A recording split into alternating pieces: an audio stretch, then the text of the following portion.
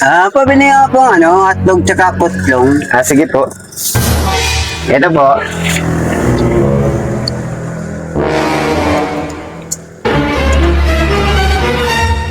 Uy, kalimutan ko magbayad. Huwag ka nang bumayag kasi ganyan ang ginagawa ko dati dyan.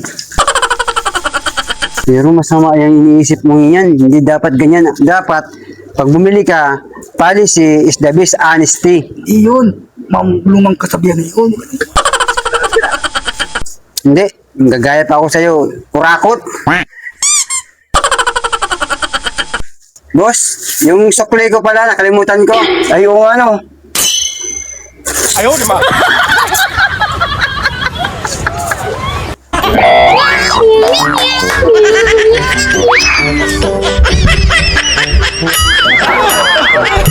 Ayaw ka!